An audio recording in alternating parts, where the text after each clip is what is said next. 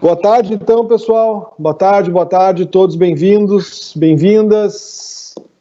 Bem-vindo a todos. Uma satisfação estar em mais uma atividade do Conecta Mais, né? Espero que vocês tenham conseguido acompanhar. Hoje a gente teve já a equipe de arbitragem, né? Quem está acompanhando todo o portfólio de atividades do direito, a gente teve a equipe de arbitragem, falando um pouco do trabalho deles. Vamos ter a equipe de negociação ainda, acho que amanhã, se não me falha a memória. A gente está também com uma mesa importante hoje, às 6 horas, começando também no final, quando terminar aqui, a nossa mesa das 4h30 tem uma mesa às 6 horas sobre crime, corrupção e democracia, com a procuradora Carla Veríssimo, com o professor Barroso, lá da Universidade do Boston College. Acho que está sendo uma opção interessante aí também para quem está com visão de pesquisa no campo do direito penal e do processo penal. E agora, às 4h30, para mais uma alegria minha como coordenador aqui do LES, né, do Direito de Porto Alegre, mas também para toda a Escola de Direito, a gente está com mais uma mesa do que a gente tem chamado aí talentos da Escola de Direito, onde a gente fez um convite aí para alguns alunos. Acho que é uma experiência que, inclusive, foi tão bem sucedida, está sendo tão bem sucedida com o feedback que a gente teve da primeira mesa na terça-feira com o Danilo e com a Lilian Stein, que falaram um pouco mais sobre a carreira na advocacia, né, que também foram egressos aqui da Escola de Direito e estão se destacando na advocacia. A gente teve um feedback tão positivo que tenho certeza que também com a mesa de hoje à tarde, esse projeto vai acabar se tornando algo mais estrutural, e a gente pode ter aí todo semestre uma rodada para conversar com os nossos ex-alunos e ver um pouco das carreiras que eles estão construindo fora da Escola de Direito depois de formados. Hoje, então, nós temos 2 ilustres convidados, né, o Guilherme Mariani, e que vai falar primeiro, inclusive, vai ter aqui a responsabilidade de contar um pouco para vocês que estão interessados na carreira pública, né? O Guilherme também formado pela Escola de Direito, né? Não vou fazer muita propaganda só porque ele foi me orientando de TCC, então vai parecer que eu estou me autopromovendo, elogiando o Guilherme, mas ele é um dos outros cases de sucesso também aqui da escola, passou pelos bancos da Unicinos, né? Se formou na Unicinos e hoje é defensor público, né? Para aqueles que estão aí com aquele desafio do ingresso na carreira pública. O Guilherme vai contar um pouco desse desafio, vai falar um pouco sobre essa relação de preparação para a carreira pública, como é que se deu isso ao longo da história dele na Unicinos. E para minha satisfação também dobrada aqui, um outro ex-aluno, né, o Rafael, tem ainda mais próximo de mim na questão de carreira profissional, porque nesse caso eu estou falando de alguém que optou pela carreira acadêmica, e eu me recordo do Rafael numa disciplina onde nós promovemos o encontro das pesquisas da pós-graduação em Direito da Unicinos com a graduação. Rafa ainda aluno da graduação naquela época, e já com um talento evidente para a pesquisa e com interesse já pela iniciação científica, foi para a pesquisa e acabou se tornando, na verdade, direcionado total para a carreira acadêmica, e hoje, para nossa alegria, faz doutorado na Alemanha e vai contar um pouco também dessa experiência dele aí, da publicação e dos trabalhos que ele já tem até realizado nos últimos anos aí, e como que ele está, né, vivendo essa experiência de construir um doutorado em Direito na Alemanha. Eu fico muito satisfeito, então, de saudar vocês dois. Mais uma vez, agradecer pelo convite, né, de estarem com a gente nessa tarde fria. Não sei como é que está aí, Rafa, na Alemanha, depois nos conta aí. Mas aqui está frio mesmo, né? Eu acho que em Jaguarão, onde tá o Guilherme, imagino, deve estar mais frio ainda, né? Então, a gente, de imediato, sem mais delongas, então, como a gente fez na outra mesa, eu gostaria de imediato passar a palavra para o Guilherme e desejar a todos um excelente bate-papo, uma excelente conversa para quem está nos acompanhando aí também, tanto aqui na comunidade quanto também pelo YouTube, tá bom? Guilherme, passo para ti a palavra, que eu vou estar aqui com prazer ouvindo vocês. Abração.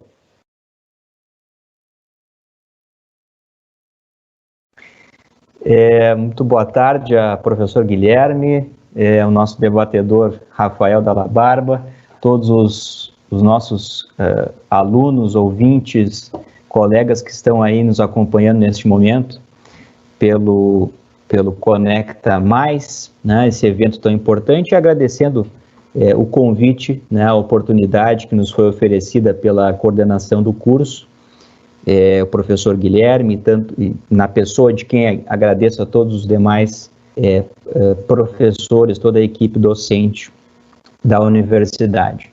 Eu fico muito feliz porque, não só também por estar neste evento, de certo modo, retornando, ainda que virtualmente, a Unicinos, né? E especialmente na companhia do meu grande amigo, colega Rafael.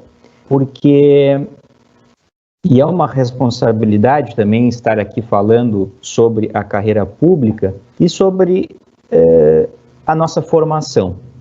Eu ingressei na Unicinos em 2010 e me graduei em 2015, né? Então foram aí 5 anos de formação.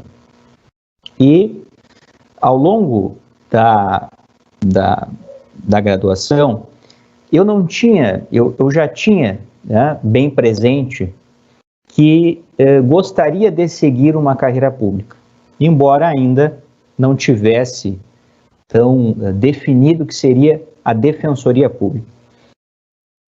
E talvez essa influência tenha sido também muito devido à minha família, porque o meu pai também é defensor público, também formado na Unicinos, né? Então acho que tudo confluiu para que eu tivesse essa tendência pela carreira pública, né? Pelos concursos. Mas a minha formação em termos de estudo, ela não foi desde o começo intensa no sentido do estudo para o concurso público, né? Eu procurei, digamos assim, curtir a faculdade, curtir o espaço que a Unicinos oferece, e eu me formei no campus São Leopoldo, não existia ainda a formatação do curso de Direito em Porto Alegre, então e o espaço físico da Unicinos em São Leopoldo é fantástico.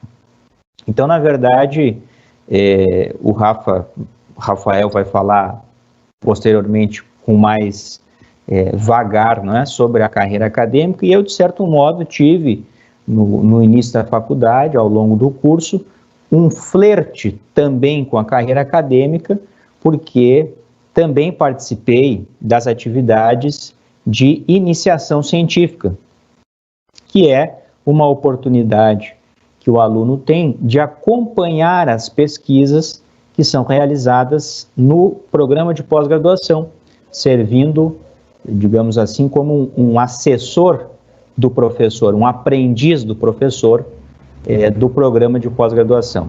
E eu tive essa oportunidade desde finalzinho de 2011, né? Primeiramente fiz um estágio com o professor André Coppetti, que logo em seguida ele se removeu.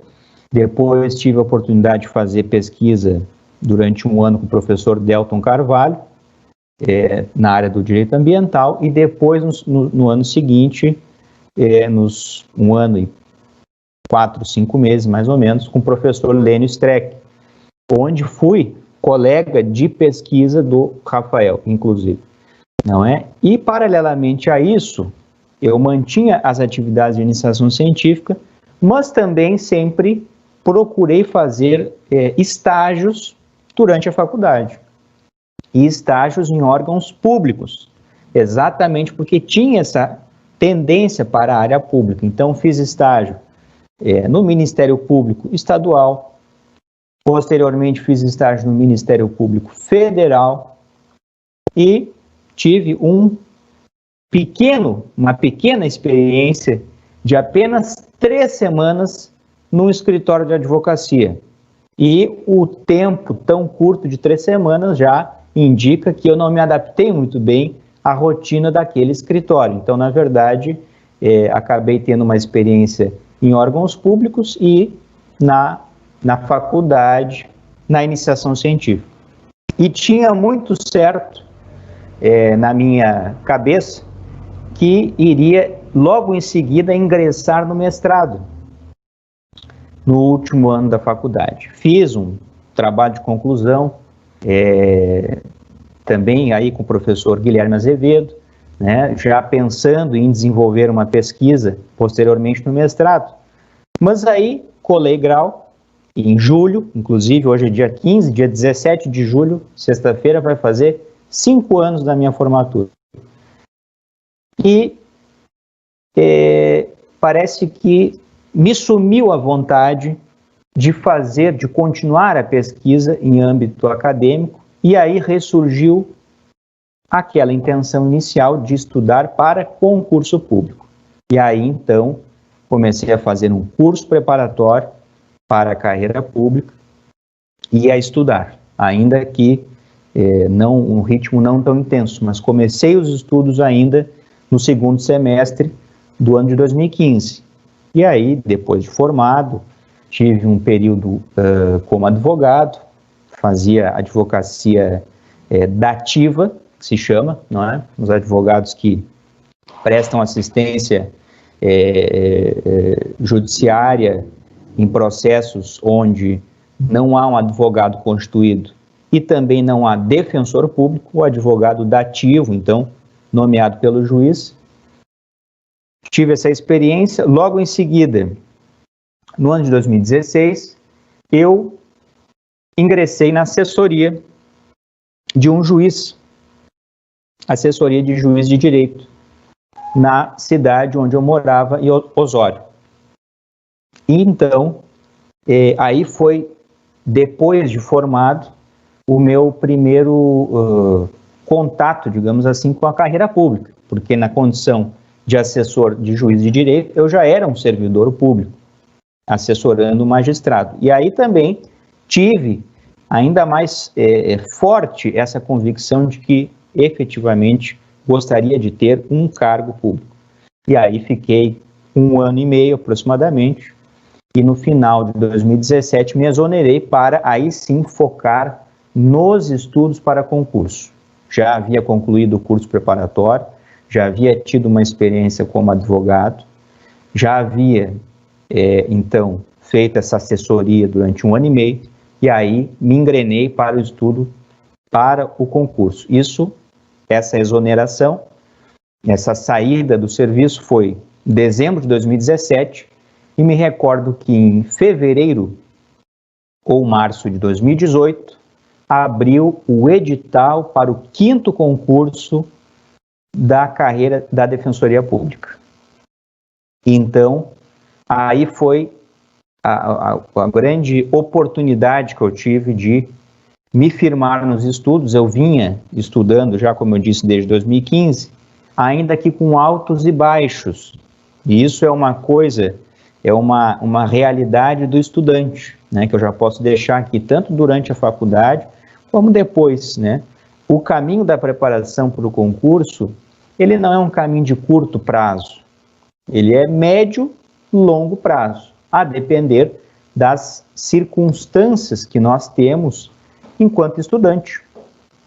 Uns têm mais disponibilidade financeira, disponibilidade de tempo, outros menos, e isso certamente influencia no tempo que você vai poder se dedicar a esse estudo.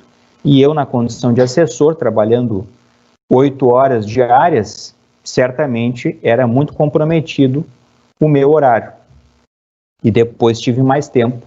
E aí fiz, então, cursos específicos para esse concurso da Defensoria, cursos intensivos, porque a Defensoria Pública, e assim como outros concursos aí de destaque no mundo do direito, como juiz de direito, promotor de justiça, tanto na esfera estadual como na esfera federal, ele se desenrola em várias fases. São, dependendo do concurso, 4 ou 5 fases. Uma primeira fase objetiva, uma segunda fase de provas discursivas, depois provas orais, e por fim, no meu concurso, ainda teve prova de tribuna. Então, fora os exames de psicotécnico, exames de sanidade, prova de títulos, etc. Então, são diversas fases e eu fiz vários cursos intensivos direcionados para cada uma dessas fases.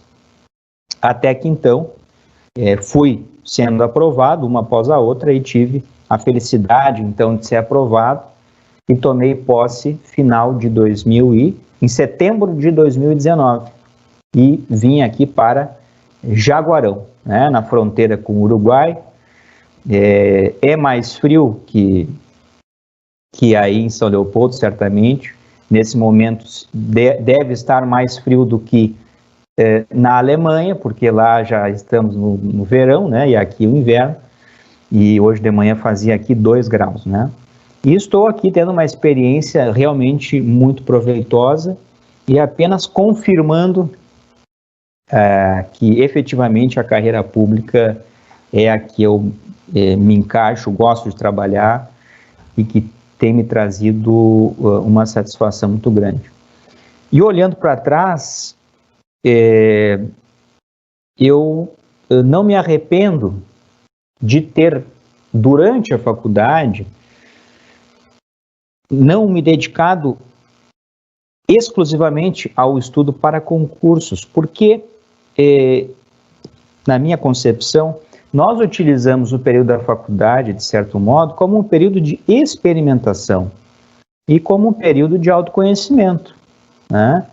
Então, ainda mais na Unicinos, que é uma universidade, e falo aqui em São Leopoldo, né, com um campus que, em termos de estrutura física, ele é um mundo à parte, né? E eu me lembro que eu gostava muito do período primavera, quando chegava a partir de setembro, com o horário de verão, que aquele dia se alongava. Então, aquela paisagem da Unicinos, a gente podia curtir até às 7:45. A aula começava às 7:30, né? Nós íamos para a biblioteca estudar à tarde, saímos da biblioteca, ainda estava dia, íamos jantar no RU ou em outro restaurante, né? E aquele clima, os pássaros cantando no campus, que tem muito verde, né? Isso é muito positivo. Então a gente utilizou aquele período para experimentar o espaço físico da Unicinos, a biblioteca, que era muito boa.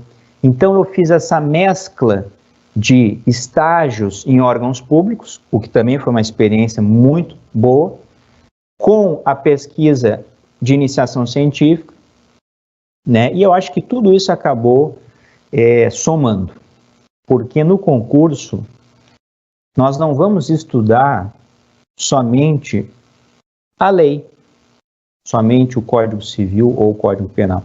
São exigidas diversas competências, até porque você tem diversas fases. Então, se numa primeira fase ela é uma prova objetiva, nós temos provas discursivas, então você tem que desenvolver o que? A argumentação. Então, de certo modo, essa experiência que eu acho que se complementa, e o Rafael vai falar depois, certamente muito melhor, na iniciação científica, por exemplo, que nós temos que escrever artigos, nós temos que apresentar trabalhos nos salões de pesquisa, na própria Unicinos, em outras universidades. Então você simula, de certo modo, uma habilidade discursiva, né, de dissertação, para escrever o artigo, e depois para apresentar o trabalho num salão de iniciação científica de outra universidade ou da própria Unicinos, você é confrontado com uma situação de arguição oral, que é uma fase dos concursos, né? Concurso, como eu disse, das carreiras da magistratura, do Ministério Público, da Defensoria Pública, procuradorias do Estado, procuradorias de municípios maiores. Existe a fase oral, então você é confrontado com a questão da oralidade, que são competências que nós desenvolvemos no decorrer da faculdade. Então, não me arrependo disso, de ter tido essas atividades em vários campos, e aí depois sim, né, chega um momento em que você tem que direcionar o estudo, e esse momento para mim foi depois de formado, né?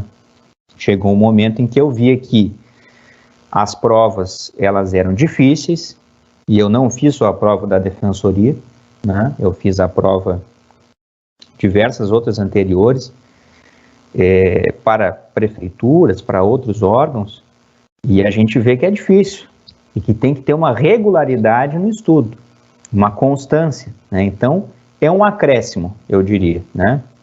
Você estuda cada vez mais, você vai acrescentando conhecimento, até que chega o seu momento, em que você consegue passar, isso te dá mais confiança, e aí você tem aquele momento da aprovação, que vai chegar. O momento da aprovação, ele chega, assim como o momento do trabalho de conclusão na faculdade, ele vai chegar. É uma questão de manter a regularidade, de manter a constância no estudo, a disciplina do estudo, isso é importante, né? E aí você chega um momento que a sua aprovação vai chegar, né? E também me recordo de uma outra experiência que eu poderia dizer já para os alunos, que eu acho que tem muito a ver com a defensoria. Ainda tenho mais 5 minutos. A defensoria, ela é um órgão autônomo, né, previsto na Constituição Federal, que é responsável pela assistência jurídica dos necessitados, daquelas pessoas que não têm recursos para constituir um advogado. Então, ela presta essa assistência jurídica no âmbito judicial e no âmbito extrajudicial. Então, nós podemos resolver as demandas, os conflitos que chegam até nós em outros meios que não ingressando com um processo. Então, nós podemos fazer uma conciliação, nós podemos encaminhar questões para outros órgãos, nós podemos resolver questões nos registros, tabelionatos, etc. E também existe uma vertente muito importante da defensoria, que é a de promoção dos direitos humanos. E nesse sentido, nós lidamos muito perto, né, com a população carente, com a população mais necessitada. Nós chamamos de hipossuficientes. E nesse sentido, a experiência dentro da própria universidade, que mais nos deixa próximo dessa realidade da defensoria, é o Prasjur, que acho que teve até já um painel no Conecta, né, ontem, acredito, sobre o Prasjur, que é o núcleo de prática jurídica da Unicinos, onde ali, que é o Prasjur, que é um núcleo, que é um braço da universidade de extensão, né, de atendimento à população da cidade, que recorre ao Prasjur também para receber assistência, orientação jurídica, de forma gratuita, né, onde os alunos são orientados pelos professores e prestam essa assistência à população carente. É, digamos assim, um modelo de assistência judiciária que é muito próximo do que é a defensoria. É evidente que a defensoria ela atua de uma forma mais ampla, porque ela não está vinculada somente a processos judiciais, né? E nós temos uma atuação em diversas áreas, mas o Prasjur certamente é muito próximo da defensoria.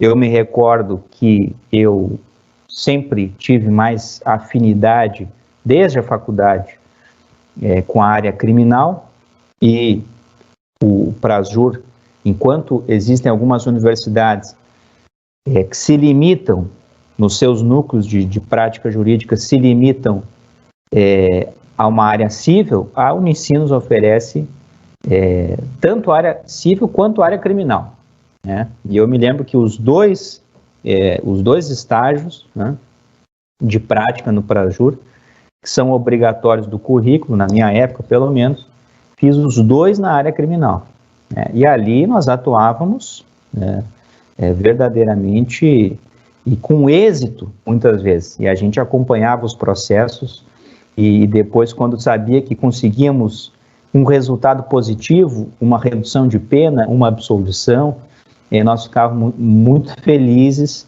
e, de certo modo, é o trabalho do defensor público. Nós lidamos com frustrações porque não depende só da gente, né? A gente garante o acesso à justiça àquelas pessoas, mas o resultado final do processo não nos pertence. Mas nós temos que fornecer todos os meios para que aquela pessoa tenha êxito na sua demanda, né? E, de certa forma, sem dúvida alguma, o Prajur e a universidade nos ajuda nesse sentido. E nos dá um pouquinho o gostinho do que é, lá na frente, a prática profissional de verdade, né? No fórum, no escritório, etc. Eu acho que essa é a minha primeira fala, agradeço e devolvo a palavra ao professor Guilherme ou ao Rafael.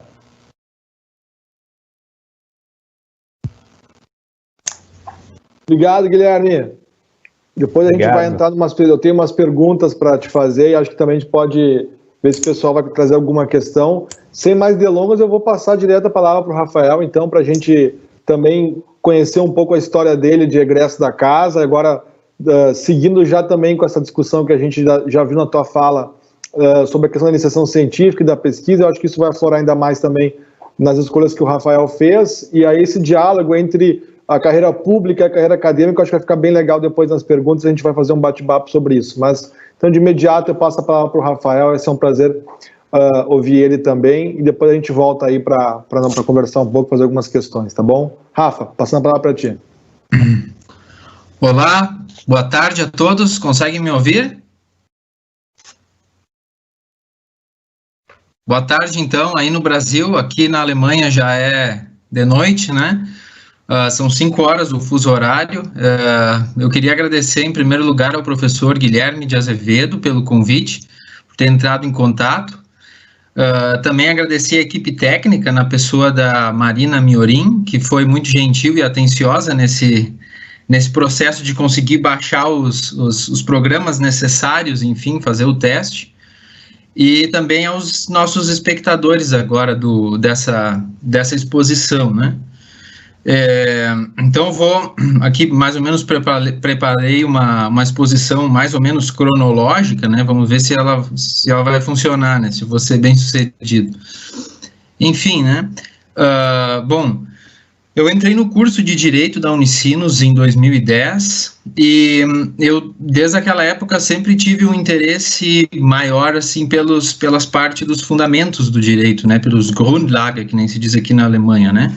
A filosofia do direito, a teoria do direito, a hermenêutica jurídica, a história do direito, enfim, sempre me chamaram mais atenção do que as disciplinas dogmáticas, né? Não que as disciplinas dogmáticas não tenham a sua importância, né? Mas eu sempre achei que a parte dos fundamentos do direito eram mais interessantes, né? Inclusive para escrever sobre elas, né? Então, ali mais ou menos pelo segundo ano, lá pelo 4º semestre, eu procurei iniciação científica e também fui aluno do professor Guilherme de Azevedo numa disciplina chamada Tópicos de Filosofia do Direito, em que havia então esse intercâmbio direto com os professores que participavam do programa de pós-graduação em Direito da Unicinos na época, né? E aí eu tive contato também com o que na época foi meu orientador no TCC e na iniciação científica, e depois também acabou sendo no mestrado, o professor Lênio Streck. E desde então eu comecei a cada vez mais me aprofundar na pesquisa e ter contato com o ambiente acadêmico, com outros pesquisadores, outros professores, que foram cada vez mais me incentivando e abrindo mais portas, e também muitos diálogos com outras pessoas diretamente interessadas nos temas de teoria do direito, filosofia do direito, hermenêutica jurídica, né? E mais ou menos, e o resultado disso chegou mais ou menos uns 3 anos depois, quando eu já estava me formando, que foi então publicado o meu primeiro livro, né, que foi na verdade uma adaptação do meu TCC. Eu fiz um TCC que foi resultado da minha pesquisa na iniciação científica, orientado pelo professor Lênio Streck, e Aí ele achou que o texto mereceria uma publicação, e aí ele foi publicado pela editora Juspodium, de Salvador, numa coletânea que se chama Teorias da Argumentação, Hermenêutica, Jurídica e Teoria do Direito, se eu não me engano. E, evidentemente, isso foi muito gratificante na época, foi muito impactante também, porque eu não imaginava que o meu TCC já seria publicado como uma obra, né, como um livro. E, enfim, o tema foi sobre a teoria dos princípios e da argumentação jurídica do professor Robert Alexy, que é um professor muito importante, tanto aqui na Alemanha, quanto aí no Brasil, né? Muitos professores de muitas universidades importantes trabalham com Alexy como fundamento teórico, né? E, inclusive, o nosso Supremo Tribunal Federal, né? Então, eu achei que era um autor que me chamava bastante atenção, né? E aí, por isso, eu comecei também, durante a graduação, a estudar o idioma alemão, né? Eu sempre gostei muito, na verdade, de línguas, e já dominava bem o inglês e o espanhol. E o alemão sempre foi, na verdade, um desafio, né? Que um dia resolvi encarar. Comecei a estudar, então, no início, bastante vagar, bastante dificuldade, né? Comecei como um aluno do zero, basicamente, né?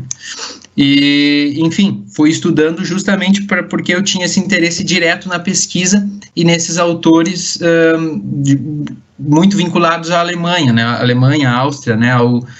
Ao deutschsprachigen Länder, né, aos países de língua alemã, Suíça também, né, mas enfim, mais especificamente a Alemanha. Aí o que acabou acontecendo foi que eu, na sequência, emendei, né, o mestrado também com o professor Lênio Streck, para aprofundar já essa pesquisa sobre Alexy, né, sobre a obra do Robert Alexy, e aí focando especificamente no problema da indeterminação, né, que tem a ver com, enfim, com a teoria dos direitos fundamentais, com a interpretação do direito, e todas essas questões polêmicas que às vezes acabam, inclusive, chegando nos jornais, né, e inclusive nos jornais da Alemanha sobre o Brasil, né? Enfim, a gente pode discutir também essas coisas depois, né.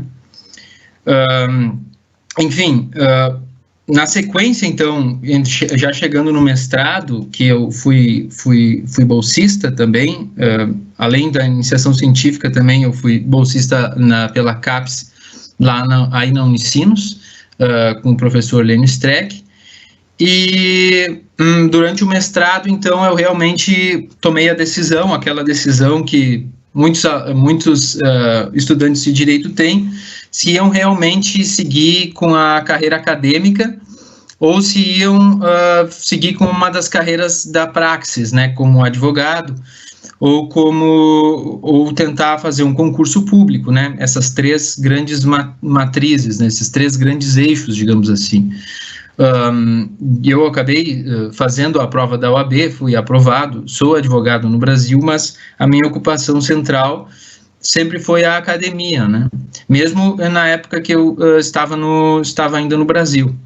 Então, até porque como bolsista e também como orientando do professor Lênio, que é bastante exigente com as tarefas, enfim, do gabinete também, eu sempre coloquei, então, a pesquisa no primeiro plano, né?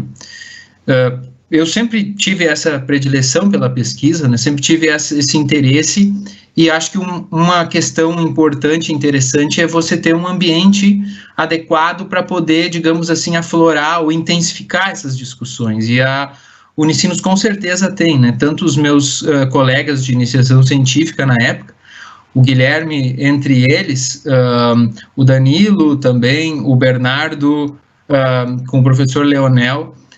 Isso foi muito interessante porque esse debate, essa dialética, trazendo essas contribuições de outros referenciais teóricos, sempre fazem a gente ter cada vez mais interesse e querer aprofundar cada vez mais as pesquisas, né? Sem contar com a biblioteca, né? E todo o espaço que a Unicinos proporcionou na época, né? Então, acho que isso aí foi também bastante importante. E, enfim, durante o mestrado, então, que já tinha já estava imerso, eu já estava bastante, digamos, decidido pela carreira acadêmica, né? E então eu decidi fazer então, na sequência, o contato diretamente com a Alemanha, né? O meu projeto na época era um projeto para identificar quais eram as críticas que outros professores alemães atuais faziam ao professor Robert Alexy, que era o meu objeto de investigação, né? Qual era o status atual do debate na Alemanha sobre a teoria de Alexy, né? A teoria chamada Prinzipientheorie, né? A teoria dos princípios, que está totalmente vinculada com o problema da interpretação dos direitos fundamentais, né? Ou seja, direito constitucional, direito público, em primeiro lugar, né? Então, eu fui atrás desses autores. Na época eu já dominava relativamente bem o idioma, fui atrás desses autores e de vários textos, e um deles me chamou muito a atenção porque ele também tinha uma base, um referencial teórico de hermenêutico, né, de hermenêutica jurídica. E esse professor acabou sendo, no futuro, o meu atual orientador aqui na Alemanha, né, o professor Ralf Poscher, né, aqui na Universidade de Freiburg. E então me chamou a atenção a crítica que ele fazia ao Alexy, e eu fiz uma tradução de um texto dele e apresentei na disciplina do professor Anderson Teixeira, na época, e se interessou bastante pelo tema e pelas questões que estavam ali tratadas. E aí nós conversamos e decidimos entrar em contato com o professor Ralf Poscher para publicar essa minha tradução na REST, que é a revista de estudos constitucionais e teoria do direito hermenêutica da Unicinos. O professor Poscher não só autorizou, evidentemente, como ficou bastante entusiasmado com a iniciativa, e aí isso foi, digamos, o estopim eu esqueci a palavra, Austausch, um intercâmbio entre esses dois lados, né, a Alemanha e o Brasil. E aí, logo depois que eu terminei o mestrado, eu vim aqui para a Alemanha, pessoalmente, conversar com o Ralf Poscher e também fazer o meu processo seletivo para entrar no doutorado, né? Eu, felizmente, fui aceito. E na sequência, então, eu fui atrás de uma forma de financiamento aqui na Alemanha, e aí eu também, felizmente, depois de 3 etapas, um processo seletivo bastante complexo, tive que ir a Berlim fazer entrevistas também, concorrer com outros alemães por uma bolsa de estudos integral de doutorado aqui na Alemanha, né, de 3 anos, e eu acabei sendo vencedor. E aí, desde então, eu estou desenvolvendo aqui esse meu projeto de doutorado, né? Promotionsstipendiat, eles chamam aqui, né? E já está mais ou menos chegando no fim, né, do financiamento. Eu já estou com a tese já relativamente bem encaminhada. E então, digamos assim, que tentando olhar, fazendo um olhar em retrospectiva, me parece que a opção pela pesquisa foi bastante proveitosa no meu caso, porque eu acabei alcançando realmente os meus objetivos, e aí, por tabela, acabou sendo, digamos assim, até mais do que eu no início poderia imaginar, né? Ou seja, não imaginava lá no início que ia acabar aqui fazendo doutorado com o professor Ralf Poscher, né? E, enfim, eu acho que esses são os pontos centrais, né? Também não quero passar muito do ponto, não sei o que o pessoal está mais interessado em saber a respeito, né? Mas a parte da iniciação científica, da parte do mestrado, a parte do doutorado na Alemanha, da experiência no exterior, de falar em outro idioma. Então, eu vou deixar aqui aberto já para outras perguntas e observações também, E agradecer, então, pela oportunidade.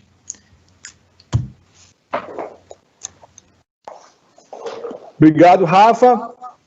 Eu quero, já agradecer algumas vezes. Eu não sei se a gente vai conseguir pescar algumas perguntas. Depois, de repente, a Marina e o pessoal do apoio aí conseguem nos dar um feedback se está chegando alguma coisa. Mas eu tenho já na manga aqui algumas questões para colocar para vocês, que no próprio convite que a gente fez já estava um pouco implícito, né, que vocês iriam abordar um pouco essa relação de vocês com a tomada de decisão profissional, aquilo que vocês eventualmente se direcionaram, então, como carreira profissional, vamos dizer assim, a opção de vocês por seguir uma certa linha, e da mesma forma como apareceu no relato da geração de vocês mais voltada para a advocacia, como foi na outra mesa com a Lilian e com o Danilo, que vocês também em algum momento devem ter transitado, né, durante o curso.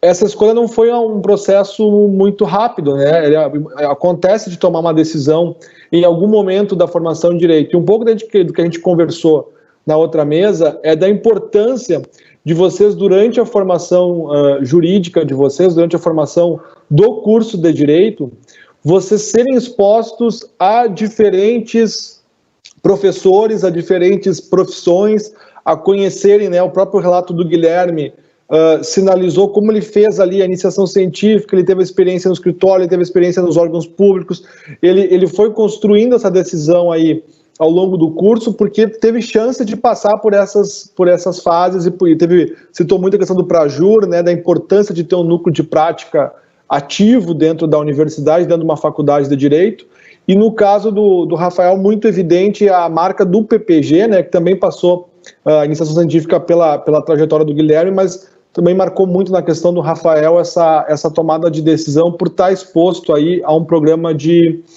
pós-graduação. O que a gente, de alguma forma, deixa assim, um pouco marcado na fala de vocês é que vocês, de fato, tiveram e usaram tudo que a universidade colocava de opção para vocês. Eu tenho duas questões, uma para cada um, para a gente começar um pouco esse bate-papo, com características um pouco diferentes, em razão, obviamente, das escolhas que vocês fizeram. Para o Guilherme, eu queria que se ele pudesse falar um pouco, como professor do curso de Direito, a gente, quando tem algum aluno que está interessado na carreira pública, a gente sempre fala, né, da importância dessa preparação começar antes. Então, o Guilherme passou num concurso, né, Guilherme, de altíssima concorrência, a Defensoria Pública é um concurso dificílimo de ser aprovado, né, e tu conseguiu razoavelmente rápido essa aprovação dentro dos padrões aí de aprovação em concursos. E uma das questões que todo aluno do curso de Direito que pensa em carreira pública sempre pergunta, se tu pudesse explicar um pouco mais na tua fala aí, é essa experiência prática que tem que ser atendida pelo candidato nesses concursos de alto nível, como magistratura, a questão da própria Defensoria, do Ministério Público, dos famosos anos de prática, né? Da experiência de prática que tem que ser apresentada, e a questão das provas de títulos também, como que isso acaba sendo um diferencial e um pré-requisito para esse concurso. Só que, por outro lado, a carreira do concurso público, né, o foco no concurso público, ele exige uma atitude de preparo, de solidão, né, de foco, né, de estudo diário dentro de casa, na dogmática, nos termos técnicos do direito, que muitas vezes não permite que a pessoa se dedique até mesmo a ter uma atividade simultânea como advogado, né, até se preparar para passar no concurso. Como é que tu enxerga que dica tu poderia dar para um estudante de direito que está pensando em ir para a carreira pública, como conciliar essas duas coisas, a preparação para o concurso e, ao mesmo tempo, ter que cuidar para atender a esse período de prática jurídica que nesses concursos, via de regra, mais disputados exige, né?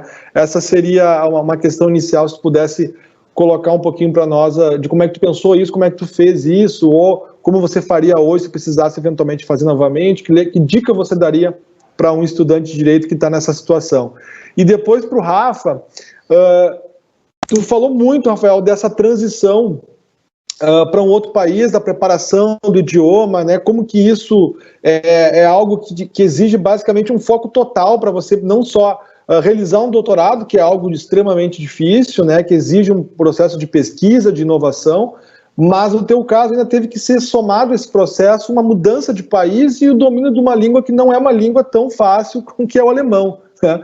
Então ainda por isso somou essa dificuldade, assim.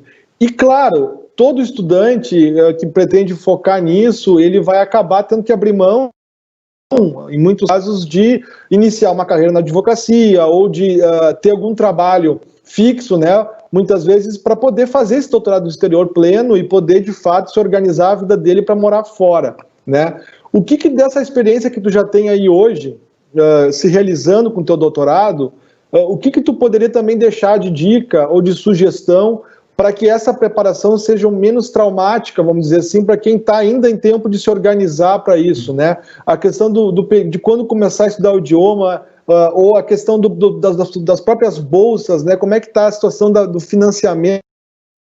Eu sei que hoje no Brasil a gente vive um momento um pouco difícil para financiamento em pesquisa, para investimento em pesquisa, então nós no direito sempre temos aquela discussão, né, sobre a financiabilidade, né, de o apoio para poder estudar fora. Como é que tu vê aí na Europa, especialmente pela experiência alemã, é claro, essa perspectiva de receber alunos estrangeiros, de receber alunos do exterior, aí como é que está a visão da Alemanha para receber pesquisadores em direito que venham da América Latina? Tu acha que dica tu daria hoje para um aluno começar a construir essa preparação? Queria deixar essas duas perguntas, começando com o Guilherme e depois passando para o Rafael.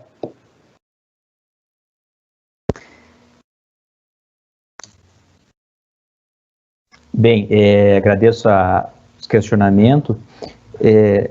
Na verdade, uma coisa que sempre se diz muito, assim, digamos assim, no mundo dos concursos, porque chega uma hora que a gente, quando está, assim, seguindo o estudo, e num concurso tão concorrido específico, como são esses concursos para membros de carreiras, né, como defensor público, promotoria de justiça, magistratura, tu entra no mundo dos concursos e tu afunila a questão do estudo, né, que vai ficando cada vez mais intenso e cada vez mais direcionado. E não existe uma fórmula específica, né, porque cada pessoa tem o seu universo. De repente vai ter uma pessoa que já tem filhos, outro consegue ter um suporte dos pais, por exemplo. Uma outra pessoa já tem que trabalhar, então cada um tem que estabelecer o que se adapta ao seu universo, né? Mas eu acho que a questão da prática jurídica, ela é muito importante, desde a faculdade, né?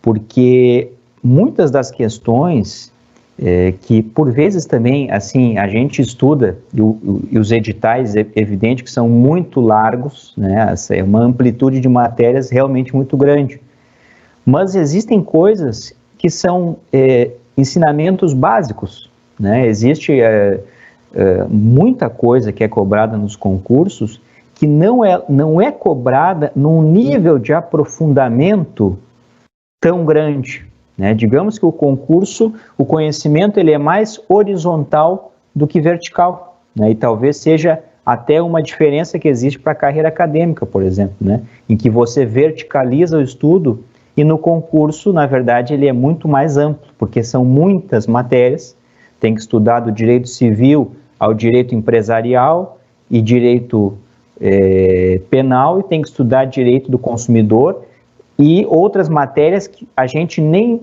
consegue ver tão bem durante a faculdade, de tão específicas que são, como o direito da execução penal, por exemplo, ou, às vezes, direito de execução, de execução penal, já falei, de criança e do adolescente, por exemplo, que a gente consegue ver, mas não tão profundamente, ou são disciplinas optativas, eletivas.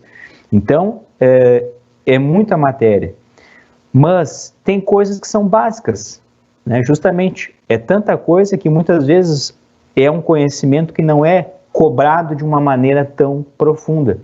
Então, a experiência de um estágio, como eu disse, às vezes ela é muito importante, porque nesses concursos, necessariamente, tem uma fase de prova prática. assim como a segunda fase da prova da ordem, né, do exame da OAB, ela é uma prova prática, muitas vezes a questão prática que é cobrada no concurso, mesmo num concurso de nível mais avançado, ela é uma questão que às vezes a gente chega a lembrar do processo. Visualmente, a gente está lendo a questão, a gente lembra de uma situação que a gente já viu em algum processo, por exemplo.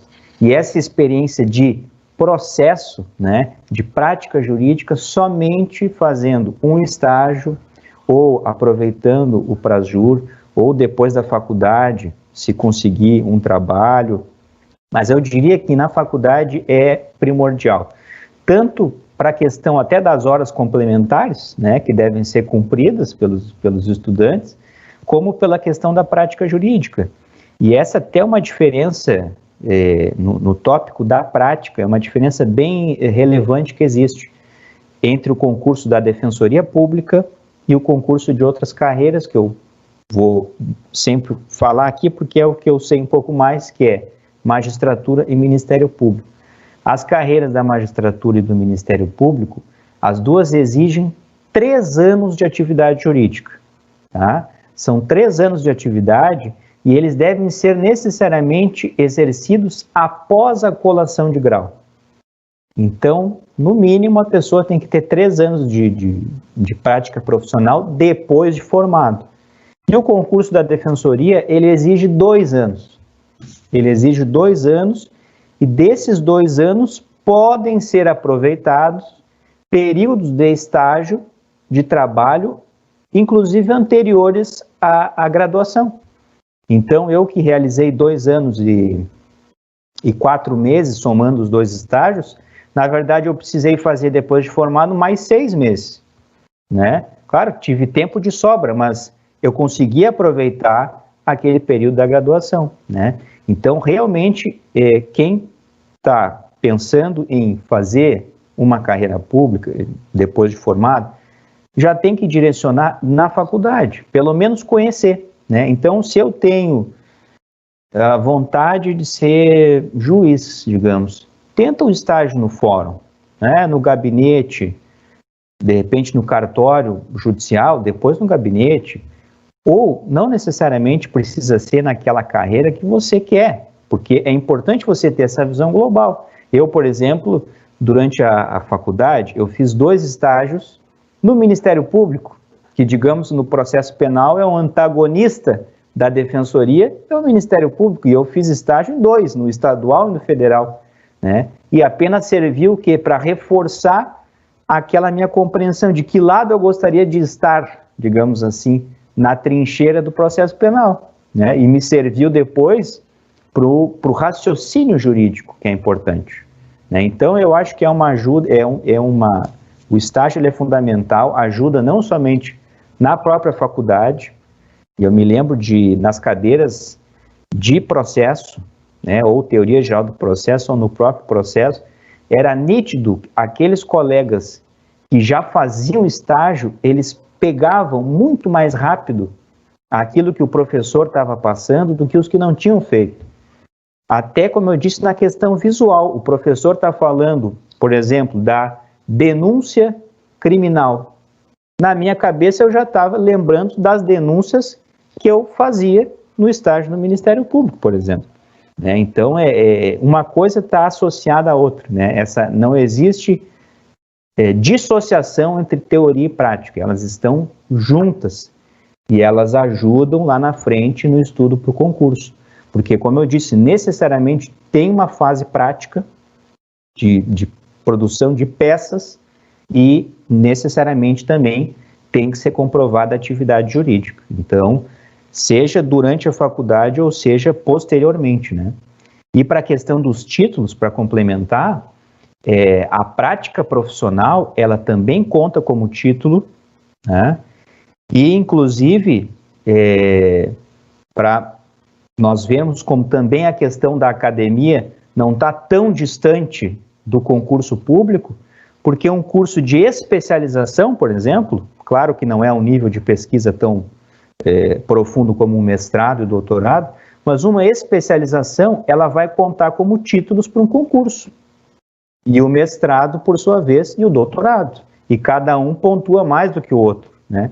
Então, se de repente a pessoa se formou e quer fazer uma pós-graduação, que seja uma especialização, ela já pode fazer, isso muitos colegas do concurso fizeram. Você faz uma pós-graduação já pensando no concurso, né? Por exemplo, eu vou fazer um concurso que eu quero ser defensor público e atuar no crime. Eu faço uma especialização em direito penal e processo penal, que vai me dar uma base dogmática, né, do conteúdo da disciplina, que vai me dar uma base crítica também, e eu diria que dos concursos das carreiras, a defensoria, ela é a mais crítica, vamos dizer, é a mais contra o sistema, digamos assim, né, que te permite extravasar essa crítica no próprio concurso, né, nesse sentido, e você vai sair depois de 1 ano e meio, 2, especialista, né, e com título que vai poder ser aproveitado no concurso. Então, eu acho que todas essas experiências são válidas, né, e se somam para lá na frente, na hora do concurso, vai ajudar. Eu não tenho dúvida de que ajuda.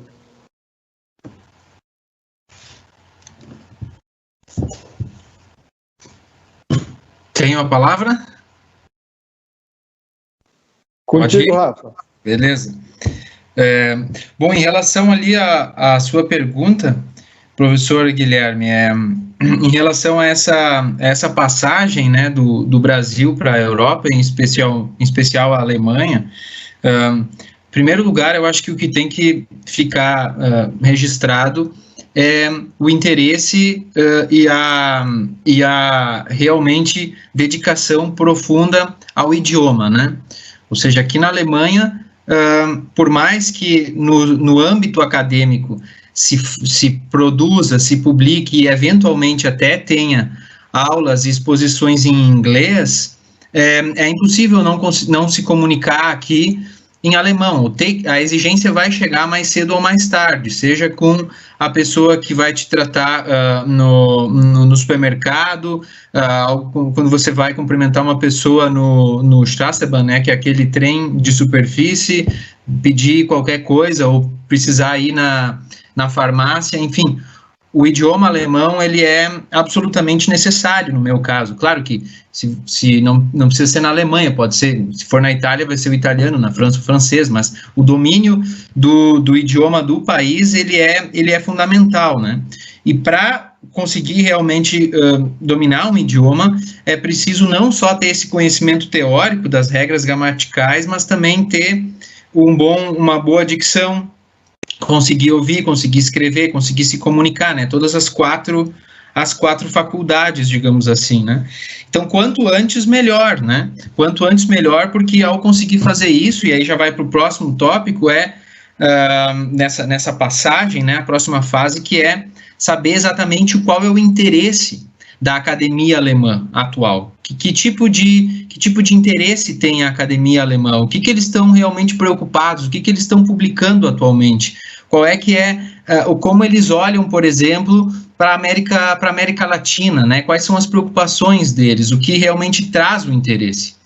E aí, por exemplo, no caso do direito constitucional, tem o Verfassungsblog, né? O blog constitucional, digamos assim, que é publicado toda semana algum texto de algum professor ou de algum assistente judicial, assistente de cátedra, né, Mitarbeiter, ou um Privatdozent, né, que aqui tem essa figura, né, de quem já habilitou, mas ainda não tem um cargo efetivo como professor ordinário, né, ordentlicher Professor, e aí você tem um cargo apenas, digamos assim, temporário e pode ser efetivado depois, né? Chama-se Privatdozent, né? O docente privado, algo um pouco estranho, mas enfim. Nesse site, no Verfassungsblog, já tem um excelente panorama do que realmente está se publicando, qual é o interesse dos professores aqui. Então, se você já tem o idioma, já consegue ler, já consegue entender o que está sendo comunicado. 2, próximo passo, passa a conseguir ler e estar, digamos, a par da discussão atual aqui na Europa, ou em outras revistas também, pode ser nas revistas científicas mesmo, né, nos periódicos mesmo. Bom, aí você vai conectar o seu interesse pessoal de uma pesquisa com o que está sendo publicado hoje nas universidades de ponta, aqui na Europa, e aí, bom, aí fica fácil, me chamou a atenção o texto e o approach de tal professor, de tal universidade, bom, aí por causa desse texto que eu li, e aí, enfim, aí já vai para a próxima etapa, né? Se tem realmente certeza que é isso, bom, pode enviar um e-mail. Hoje todos os professores têm, aqui na Alemanha, funciona em Lehrstuhl, né, que se chama cátedra, né? A cátedra, digamos assim, quando você tem o título de habilitação, né, que é, digamos, uma etapa posterior ao doutorado, ao Habilitationsschrift, se chama habilitação porque você está habilitado a lecionar, né? O Estado reconhece que você está habilitado a lecionar. Então, você recebe um chamado de uma universidade, você aceita, você é professor ordinário lá. E sendo professor ordinário, você tem uma cátedra ali. E na cátedra, tu tem um secretário, uma secretária, pessoas que vão fazer o trabalho de organização, aí os seus subordinados, que são os seus orientandos, doutorado da habilitação, habilitandos, né, e o pessoal da iniciação científica, né, o Wissenschaftliche Hilfskräfte, né, aqui na Alemanha.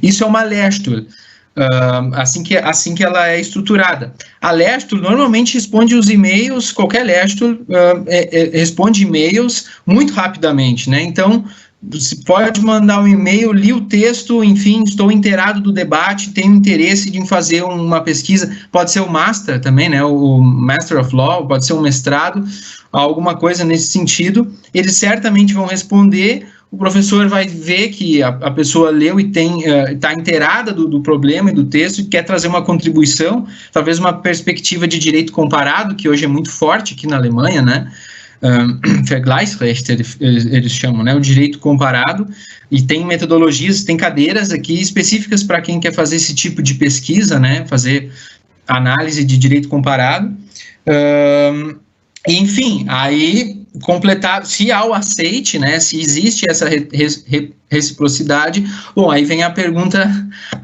central, né, se a pessoa realmente quer encarar esse desafio, né, porque um doutorado aqui, muito difícil acabar em menos de 4 anos, né, tem, além de todas as exigências formais, tem as exigências materiais, digamos assim, né, que é toda a parte psicológica, toda a parte de tu abrir mão de estar próximo da família e dos amigos, de vir para um país estranho, e também aqui na Alemanha, eu não sou nada mais do que só mais um estrangeiro dentro de milhares que estão aqui.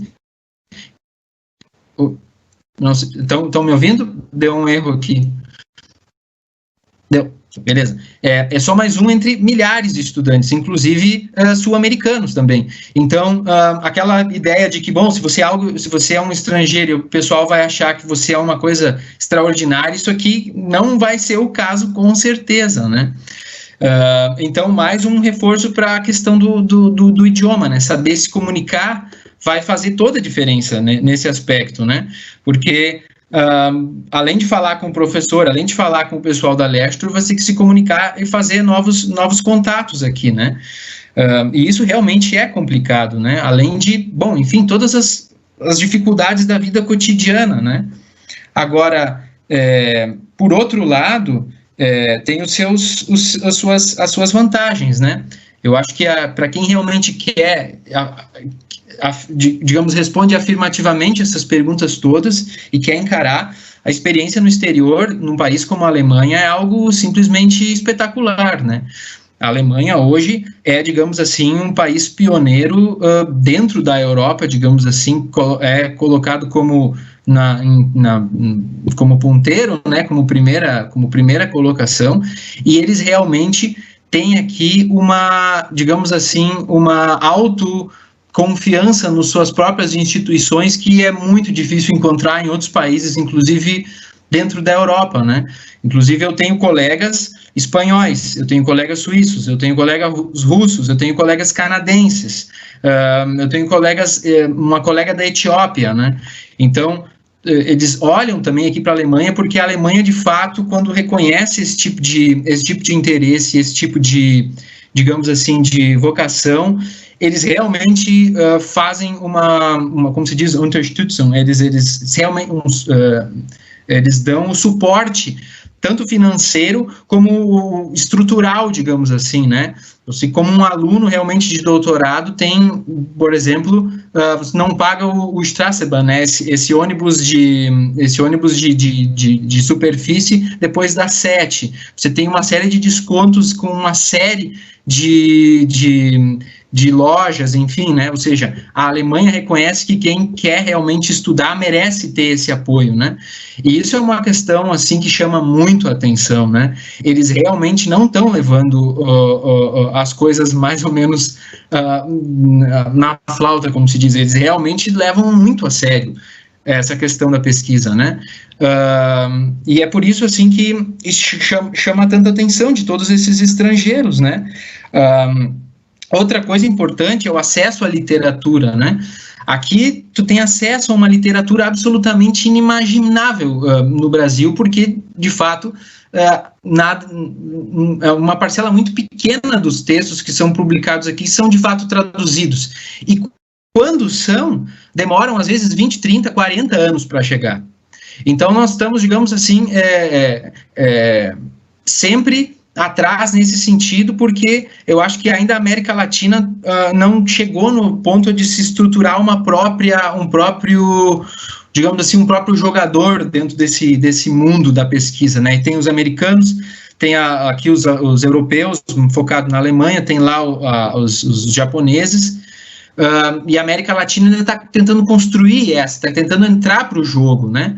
Mas, enfim, a gente tem que, então, justamente por isso, focar nesse intercâmbio, focar nessa ideia de traduções, não só do ponto de vista de digitar e realmente traduzir, mas traduzir, digamos, a nossa linguagem, né? O que eles podem, digamos, ajudar nós, enquanto brasileiros, a pensar as nossas próprias instituições, o nosso próprio direito, né? O que a gente pode aprender com eles e o que a gente pode dizer, olha, isso só se aplica na Alemanha, não se aplica no Brasil e por tais e tais fatores, né? Essa eu acho que é a parte mais rica, né? De tudo isso. Agora, tem essa carga, digamos assim, né? Os alemães não são o tipo, em geral, eles não vão ser aqueles tipo de pessoa que vão explicar tintim por tintim, né? Eles são extremamente liberais nesse ponto, né? Você pode fazer o que quiser, quando quiser, a hora que quiser, mas as obrigações vão vir mais cedo ou mais tarde. Então, eles, digamos assim, que se eu fosse fazer uma crítica, seria o excesso de liberdade até. E quando tem um excesso de liberdade, a gente realmente nota como é difícil lidar com a nossa liberdade, de poder fazer, digamos, isso sem ter nenhum tipo de restrição, né? Simplesmente as exigências vão acabar chegando mais cedo ou mais tarde. E aí, isso foi uma coisa que eu notei muito, assim, senti bastante no início, né? A grade não precisa seguir aqui não há uma exigência de uma grade curricular no sentido de que você tem uma disciplina, depois outra, e digamos assim, a própria grade modela, né? Não, você se matricula quando quiser, na disciplina que quiser, no módulo que quiser, os horários são aqueles, os professores são esses, e mais cedo ou mais tarde vai chegar o Staatsexamen, né? Então, tem a total liberdade. Isso aí foi uma coisa, assim, que foi também particularmente bastante impactante no início, mas, enfim, coisas que se superam, né? E o que mais eu poderia, então, para concluir, adicionar, bom, enfim, eu acho que o que pode ser, digamos, fazendo um panorama geral, o mais importante é conseguir, depois de fazer toda essa trajetória, voltar e olhar para o Brasil, né? E olhar para o Brasil e perguntar, fazer aquela autorreflexão, né? O que nós podemos melhorar? O que será que não é tão adequado e que a gente tem condições, sim, de chegar nesse nível que a Alemanha conseguiu chegar? Porque eles fazem essa autorreflexão aqui quase todos os dias, né?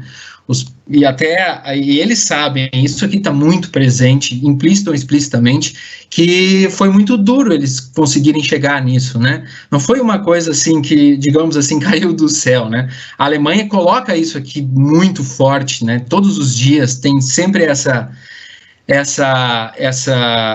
Vergangenheitsverhältnigung, né? Ou seja, você lidar com o passado e você estar sempre muito consciente do que implica realmente você ter um Estado e uma sociedade que realmente se preocupa com a questão da pesquisa e as repercussões práticas, né, e profissionais que isso pode gerar. Então, eu acho que quando eu voltar para o Brasil, isso é uma coisa que eu quero explorar e realmente deixar muito claro, né? Trazer essas contribuições da Alemanha e tentar, digamos assim, explorar isso da melhor forma possível aí no Brasil, né? E aí conseguir fazer essa fusão de horizontes de novo, né? Eu acho que esse é o objetivo, né?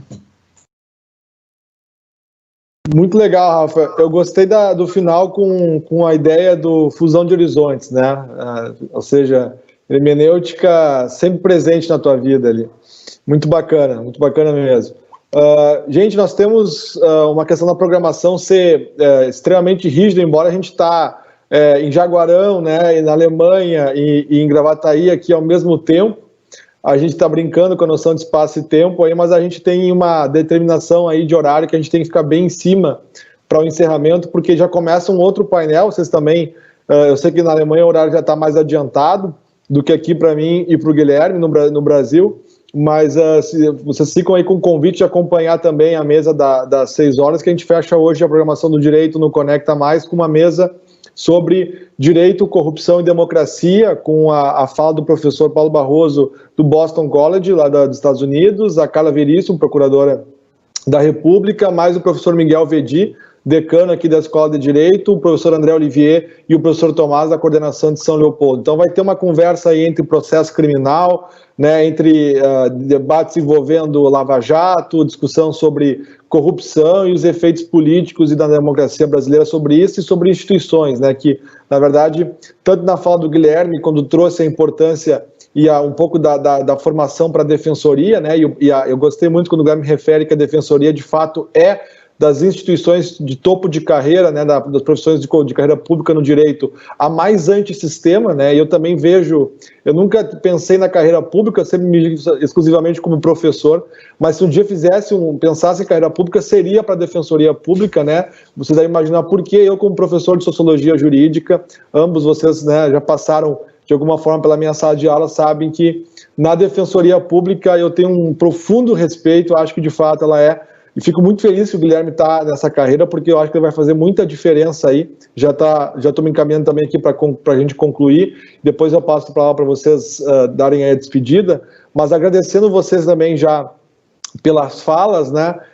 É muito gratificante como professor. Eu repito o elogio que eu fiz ao Danilo e à Lilian, que foram para a carreira privada, na advocacia, né? Mas como professor e como coordenador aqui da Escola de Direito, é extremamente gratificante ver talentos saírem da escola com essa maturidade e com essa competência como vocês saíram, né? Então, ver um aprovado num concurso dificílimo, que é o concurso da Defensoria, podendo fazer realmente a diferença na vida de milhares de pessoas com a condução profissional que a Defensoria Pública leva, e também ver o Rafael aí trazendo toda essa energia quando voltar para o Brasil aí, de tentar contribuir para o melhoramento das nossas instituições, para o fortalecimento de um espírito de ciência, né, e de fortalecimento do espírito de pesquisa dentro da área jurídica, trazendo toda essa bagagem da boa prática alemã, né, trazendo a boa experiência da prática alemã para a melhoria das nossas discussões aqui acadêmicas no Brasil e para o fortalecimento da nossa própria democracia. Então, seja na Defensoria Pública, nessa carreira de ponta aí do concurso público, ou na elite aí da discussão acadêmica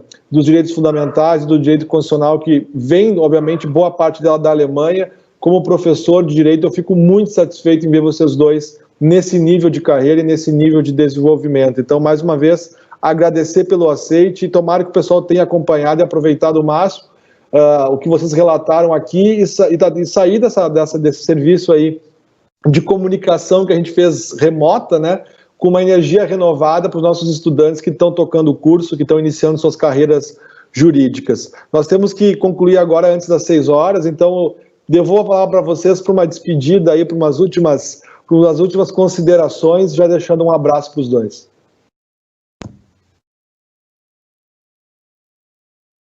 Guilherme.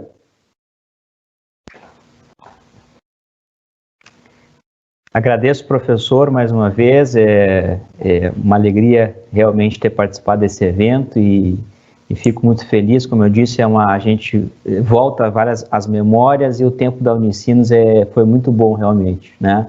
Todos os professores que a gente guarda com muito carinho e a gente se espelha, eu acho, um pouquinho em cada um. A gente pega, assim como no próprio estágio, como eu disse, a gente vai pegar alguma coisa do nosso chefe, a gente vai levar para o futuro, né? E assim como, de repente, o Rafael vai ter traços do professor Lênio, traços do professor Pocher e de outros que ele ouviu a palestra, a gente carrega um pouco disso, tanto da prática profissional, daqueles profissionais que nós vimos atuar, né, numa sala de audiência, etc., e da Unicinos também, professor Guilherme e tantos outros aí. Enfim, a Defensoria, como eu disse, é uma instituição realmente muito importante hoje no sistema de justiça. Ela infelizmente, a menos prestigiada em termos orçamentários. Ainda existe uma batalha muito grande, inclusive em comparação até com o Tribunal de Contas, por exemplo, é um retorno muito grande que a Defensoria dá em termos sociais, né? Um retorno absurdo, mas em termos orçamentários isso não se vê refletido. Em termos também de número de membros, ainda é preciso que se criem mais cargos e, por exemplo, na própria distribuição de comarcas no Rio Grande do Sul hoje, no Tribunal de Justiça existem 165 comarcas, 165, né? 165 comarcas e apenas Defensoria com atendimento em tempo integral em 125. Então, existem 40 comarcas hoje no estado em que ainda você não tem um defensor público 24 horas, não, mas de segunda a sexta lá disponível para atendimento, né? Então, é uma batalha institucional que ainda tem a crescer, né? Mas, enfim, os concursos estão aí, né, para aqueles interessados. Esse tempo de pandemia é temporário, então existem alguns concursos suspensos, mas eles vão ser retomados, né? Então, procurem conhecer a instituição que você quer fazer, que você quer trabalhar. Se puder, façam estágios, visitem fóruns, promotorias, defensorias, procurem conhecer, ser curioso em relação à instituição, e estudem, né? Tem que estudar, né? Talvez uma palavra final, eu acho que eu estava, antes de começar a live, eu estava lembrando, muitos dias e muitos finais de semana em que tinha um sol maravilhoso na rua, eu queria dar uma passeada, dar uma saída, e eu não podia, porque eu sabia que eu tinha um compromisso com o estudo. E, de certo modo, até em tempos de pandemia, acaba acontecendo isso, porque a gente tem um dia maravilhoso lá fora, a gente quer sair, mas a gente não sai, porque existe um bem maior a ser preservado, que é a nossa saúde e a saúde dos outros. E no estudo, eu acho que é muito parecido. A gente tem que ter um objetivo muito definido e tem que trabalhar e ter a autodisciplina e o comprometimento na busca desse objetivo. Aproveitem o espaço que a Unicinos oferece, aproveitem o campus, a biblioteca, os professores, o Prasjur, e se dediquem, porque tendo um objetivo definido e se esforçando para isso, o resultado positivo vai chegar, mais cedo ou mais tarde, não tenho dúvida. Então, agradeço aqui, mais uma vez, ao professor Guilherme, à equipe técnica, a Marina e o Gustavo, ao Rafael, também, né? Um abraço de Jaguarão para Freiburg, né? Um abraço transatlântico e também a todos os nossos ouvintes, colegas, alunos, enfim, fica a mensagem de que a carreira pública, ela está aberta para todos. Acho que isso é o bonito, né? É claro que a gente tem dificuldades, que a gente sabe que daí nós vamos discutir questões de desigualdade social, daí o professor Guilherme vai até às 8 da noite. Mas, né, que a gente tem uma desigualdade nas carreiras jurídicas, né, em termos de raça, em termos de sexo, de classe social, existem. Se for fazer um perfil demográfico das carreiras, vai ter desigualdades, mas, em tese, a carreira pública ela é aberta para todos, ela é pública, então cabe a nós nos empenharmos e irmos atrás dos nossos sonhos. Então, deixo um abraço aí, um agradecimento a todos.